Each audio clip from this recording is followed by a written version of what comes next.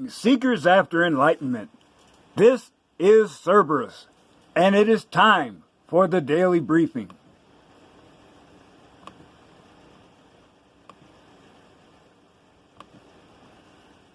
Now, here is an interesting little article from NBC. Yale discriminated against white and Asian American applicants, Department of Justice says. This morning, Yale University is defending itself in a battle that could have major consequences for the future of affirmative action. The Justice Department is accusing the prestigious Ivy League school of violating federal civil rights law by discriminating against Asian Americans and white applicants. The Supreme Court has ruled several times that race can be used as one of many factors in college admissions, but the DOJ claims Yale is using it as a predominant factor. There is no such thing as a nice form of race discrimination, the Assistant Attorney General for Civil Rights said in a statement, adding unlawfully dividing Americans into racial and ethnic blocks fosters stereotypes, bitterness, and division. Yale fired back, saying it looks at the whole person when considering admission. The department's allegation is baseless, the university's president wrote. At this unique moment in our history, when so much attention properly is being paid to issues of race, Yale will not waver in its commitment to educating a student body whose diversity is a mark of its excellence. Rita Wang is a recent graduate. To me, I don't think that these cases, being brought by the DOJ is to benefit Asian Americans. Instead, I think it's using Asian Americans as a way to dismantle one of the few forms of economic mobility we have in America. And so that's why affirmative action is so important to me. In 2014, a lawsuit against Harvard alleged similar discrimination. Harvard won that case in district court, but the Trump administration is now backing an appeal. As for these new findings against Yale, critics say the government's 4-page argument is thin. I think it is highly unusual to suggest you've got major findings in a case in discrimination where you're issuing a 4-page letter that basically gives you no underlying facts. So what's next? Well, the Justice Department's letter is not a lawsuit, at least not yet. Yale has until later this month to agree to suspend the use of race in admissions. If it doesn't, all this could end up in court for years, Craig. Gabe Gutierrez for us there. Gabe, thank you. Yeah. Now, the original concept of affirmative action was to help people that are disadvantaged. But now it is being used as a hammer against white people and Asians. It is. When you can have different ethnic groups that can have the same score, but the minority is admitted and the white or Asian student is not, well, that's kind of obvious that you're practicing reverse racism. That you guys aren't colorblind, you're just blind. Okay, moving along. Here are some highlights from day one of the Democratic Convention. It's my honor to represent Milwaukee in Congress and to kick off the 2020 Democratic Convention.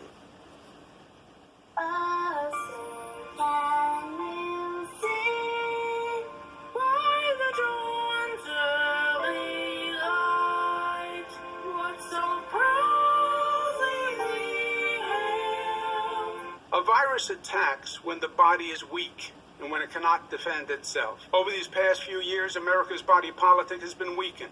The divisions have been growing deeper. The anti-Semitism, the anti-Latino, the anti-immigrant fervor, the racism in Charlottesville, where the KKK didn't even bother to wear their hoods.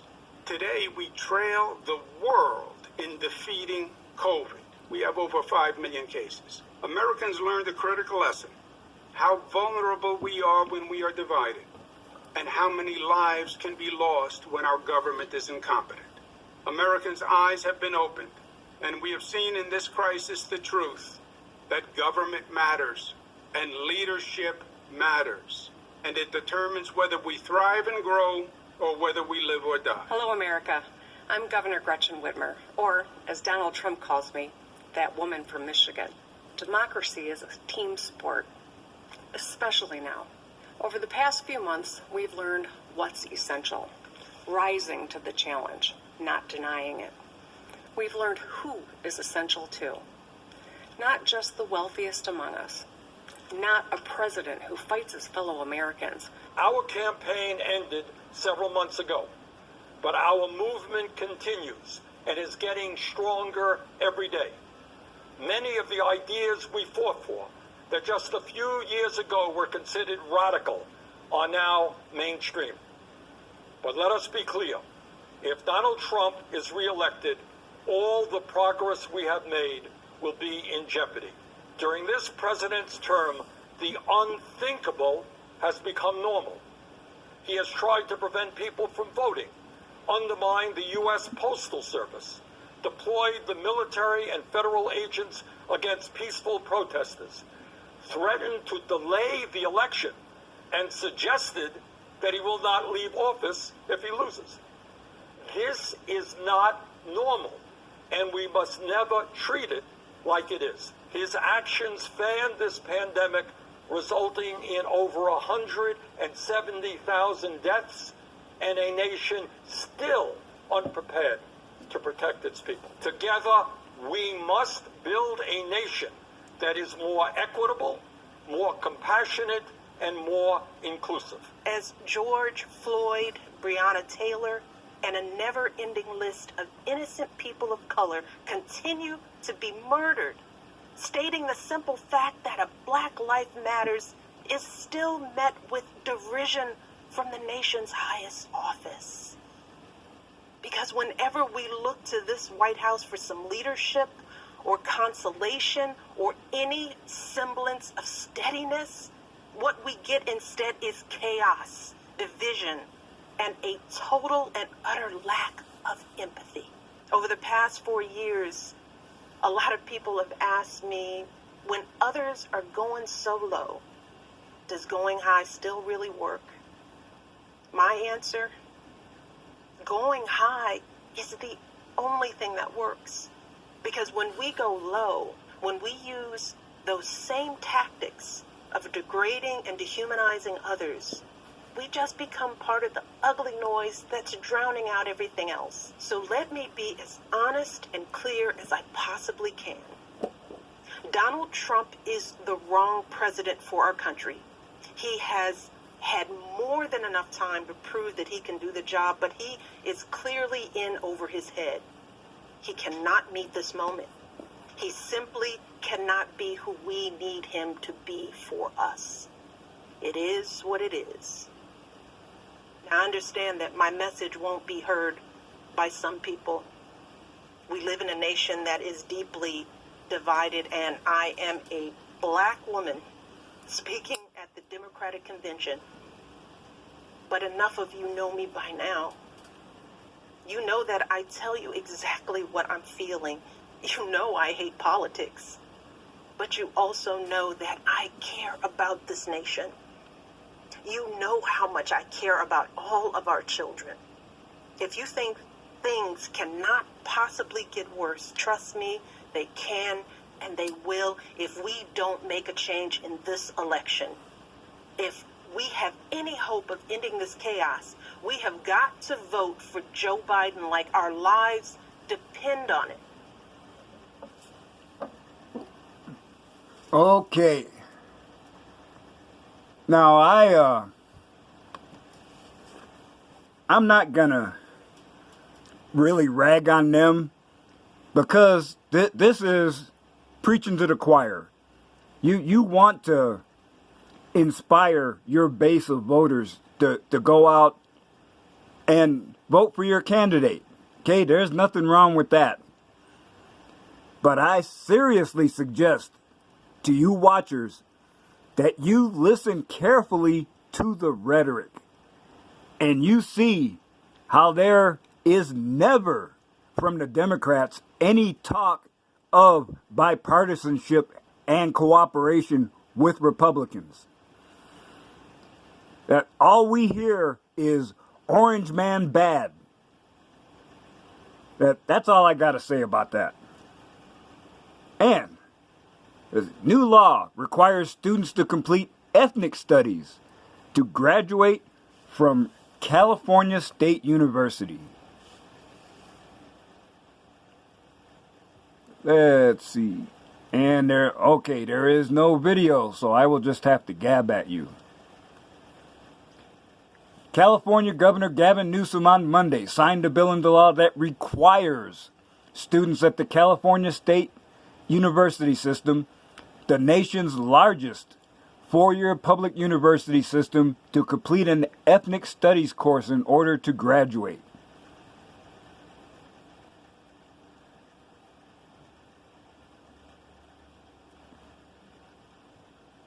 Now, let's see.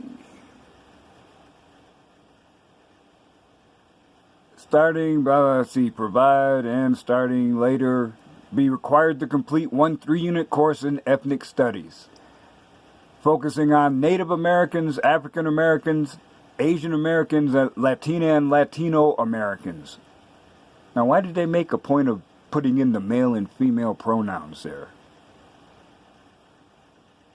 It was grounded in ethnic studies, Chancellor Timothy White says, but it is broader, more inclusive, and gives students choice.